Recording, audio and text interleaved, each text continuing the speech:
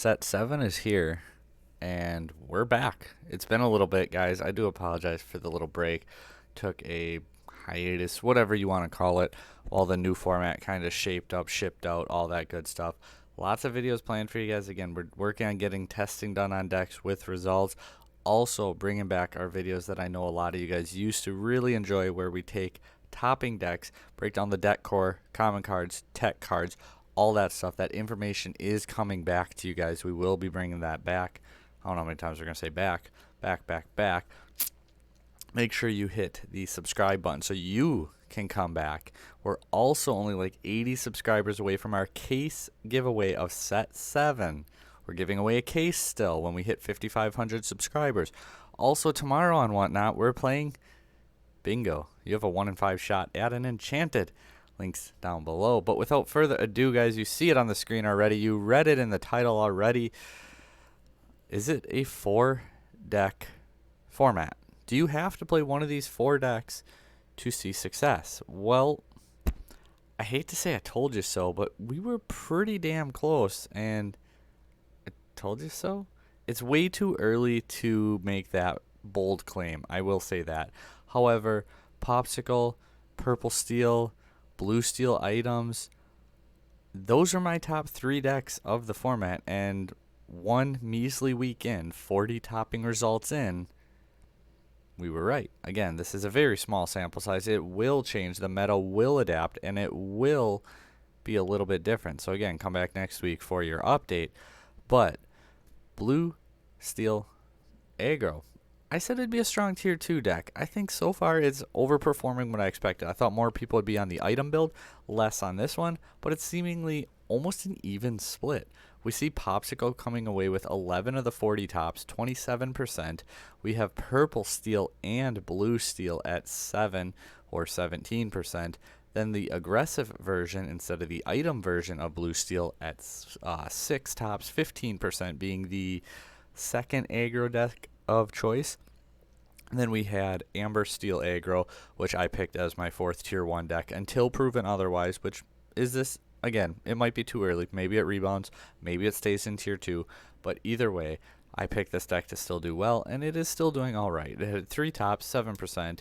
Green Steel Discard, I said that was a deck to look out for, especially in a Pawpsicle format. And, well, they had 2 tops and 5%. We'll see how that goes once we start hitting that like 1 to 200 top range.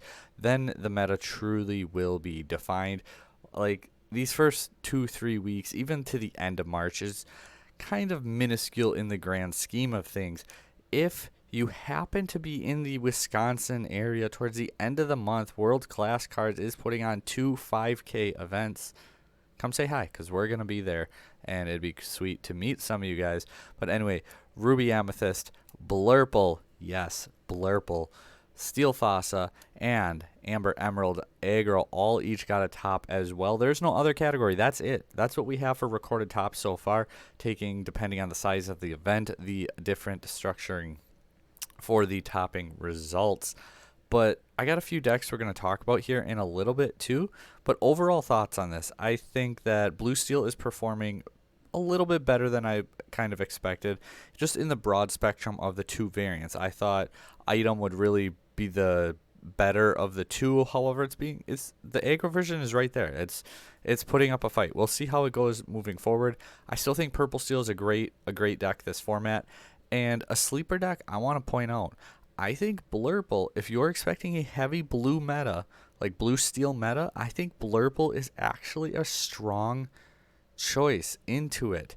Purple Steel aggro can be iffy. Your Amber Steel aggro, I think, is definitely not necessarily favorable, but a pretty close to even split. I think that discard matchup is in your favor. Overall, Pawpsicle, again, I don't think it's a terrible matchup. We got to see how the format truly shapes up. But as it looks right now, you pretty much have to play blue or steel in your deck. Like if we look at the top decks, Pawpsicle, blue, Purple Steel, steel, Blue Steel, both and both. Then we have Amber Steel, Emerald Steel, Ruby Amethyst, so far the only one that's the outlier. Blurple, blue, Steel Fossa, steel. then Amber, Emerald, Aggro. So 2 out of 40 tops so far, we're not playing blue or steel. We're in a blue steel meta. That's just what it is, guys. You're playing one or the other or both. That's pretty much where we're at. So we're going to have all kinds of decks, techs, counters. Oh, and I'm also working on bringing on a pro player to interview him. Let me know down below what you guys would like to talk about. We were already discussing some things in Discord. I need to get back on that. I'm going to reach out to him tomorrow and really try to hammer this down and bring that content to you guys. But I'm really excited for it. Also, Bonafide Cards and Collectibles. They have a website. Great guy. Fantastic shows on Whatnot, and he has hookups on like top loaders, card supplies, all kinds of things like that, and collectible type stuff. He runs a podcast, and we're going to be guest appearing on there from time to time too. So lots of new things and exposure coming for the channel, and I'm really excited for it. But without further ado, guys, I've done so much self-promoting, so much rambling. Let's go ahead and talk about a few decks. First one, obviously, is going to be Blue Steel, and this is a list from Zan Saeed. For those who don't know, who's kidding? You know who Zan is. He's one of the top players in the game, and this is his Blue Steel list. So we see the 4 Oswalds. Oswald's a card that the price has just been climbing. Playing items for free is just free.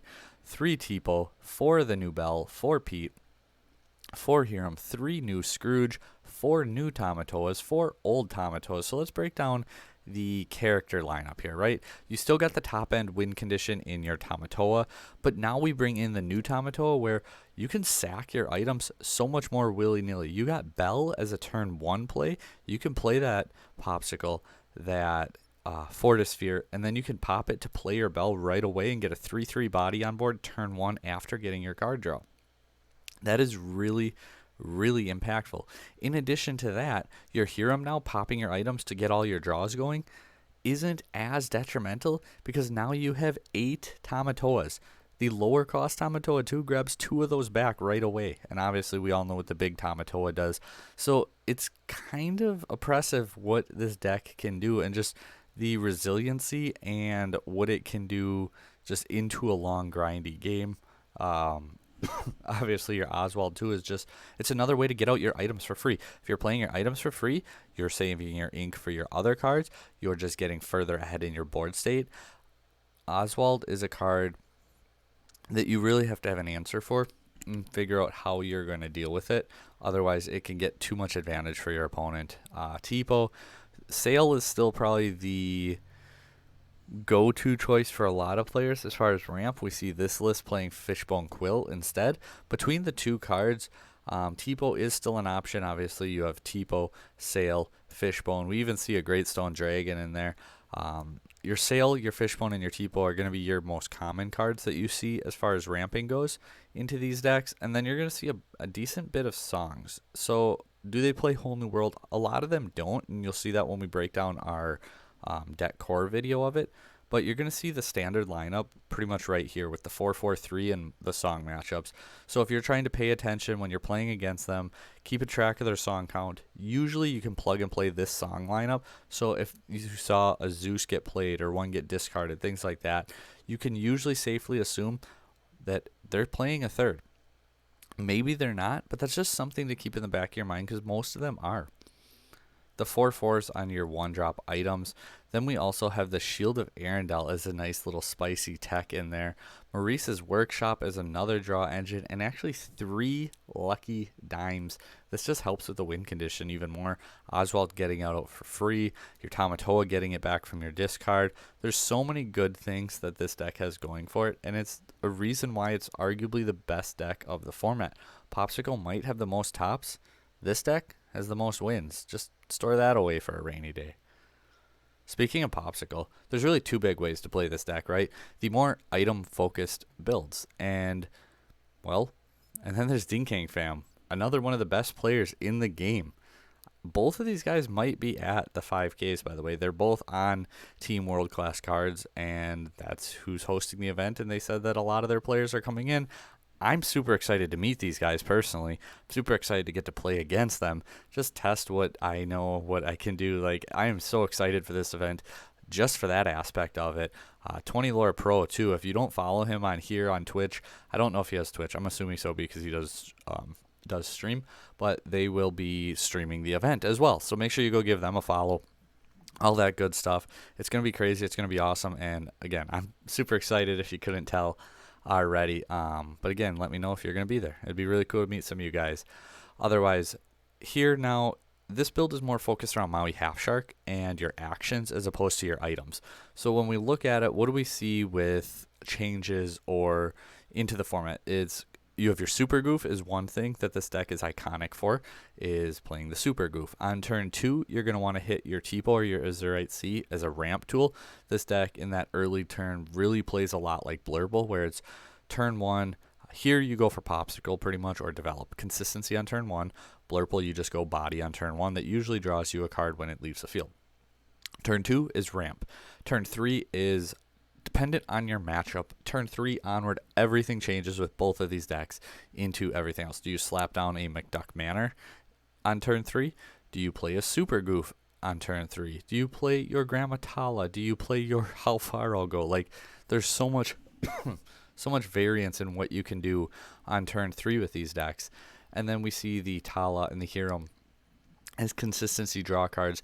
Why only 2 Hiram? Well, if you're only playing the 4 items. Again, this deck has your Grandma Tala for consistency, Develop Your Brain for consistency, Sail the Azurite Sea as a draw, Visions of the Future for consistency, How Far I'll Go for consistency. You get the point that Pawpsicle also is a draw card. It has 6 draw cards or consistency cards outside of Hiram. It's not reliant on Hiram, and I think that's actually one advantage it has, because when people play against this deck, that's one interaction, that's one choke point, that's one place they go, I need to cut off that Hiram line. However, if you're playing against this build, the Hiram line is not that important. So trying to figure out quickly, especially into games 2 and 3, which version of this deck your opponent is on is going to be very important if you're going to try to beat them. Some key things that you're going to see depending on the variant. The other one usually doesn't play 4 of either Maui. So if you notice 4 copies of either Maui, especially Half Shark, probably this build. Another thing to look out for, 4 Pirate's Life. Again, it's a 2 to 3 of usually across the board. This version, it's a 4 of. It's a win condition. Be Prepared is a huge one. If you notice they're playing 3 or more Be Prepareds, it's probably not the item version. It's probably the Half Shark version of the deck. So keep that in mind too. Multiple Let It Goes, that one's hard to judge. McDuck Manor, again, hard to judge, but this version will play 3 or 4 of them. The other version will play 2 of them. So just keeping track of certain ratios like that to get an edge into games 2 and 3 on what exact version of a deck your opponent is playing can be very, very important. So new cards, changes, ratios, what changed from last format? We see one big crab in there, and it's because you're not playing a lot of items. You're not going to play more of the big crab. You're not going to play the bell. You're not going to focus into that part of the game because you're not running the item count. You're doing something different with the deck, but it's still a very solid card and can help you out into that later game. And 1 is plenty with what you're trying to accomplish here. You don't really need more than that. Some other things that we've seen is Hideaway. Why Hideaway? Items and locations. Guys, location. I think locations are in a great spot right now. I think they're going to see a lot of play, and you're going to see the competitive players are ready for it. So whether that's Hideaway, whether that's Cusco, whether it's any type of card to get rid of a location, you might want to look into that. If you're playing Amethyst, 4 crabs might be the way to go to be able to deal with these locations as fast as possible. Otherwise, the deck's pretty close to what it was last format. A few little changes here and there, one with a new card, one with the tech for the new format. Otherwise, overall, if it's not broke, don't fix it, right? So we got one more deck we're going to talk about, and this one is Kurt Spice. It's Kurt Spice. It's Kurt Spice on the website. I thought it was Kurt Spies. I could be wrong. I don't know. Either way, we have apparently the Baltimore Ravens. Wrong colors if you ask me. But anyway, we have a Emerald Steel discard deck where you got that standard turn 1 of your, I'm going to play a Diablo. I'm going to look at your hand and I'm going to know what you're doing, which is going to play into my turn 2.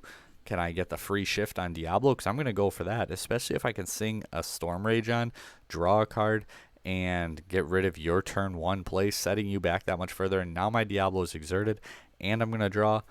Then do I have Cove to play and move my Diablo there? Did I hit the sauce? Did I hit the play? Otherwise, depending on what I saw with my Diablo on turn 1, I know if I should come back with Ursula or if I should come back with Smee. Even if you have that hidden Cove, you get that hand knowledge, so you know which version, or not which version, which route you're going to want to take with this deck. And then into your turn 3, a lot of the time, this is going to be matchup dependent here. Do you go and hand dependent? Do you go Prince John? Or do you go for Ursula? Do you need the song threats with your Ursula, or do you want the resource economy of I'm going to force you to discard with Prince John? So that turn 3 is kind of one of your decision point plays to make. Sometimes you'll say slap down the Ursula on 3, then you play the Muses on 4, then you double sing with Ursula, and then you bounce 2 cards as well. Or you sing with Ursula, you bounce with Muses, you sing with Ursula, you bounce with Muses. If we're saying it properly, not that there's any players on a high table that would ever call out some ticky-tacky ruling like that. Rant over.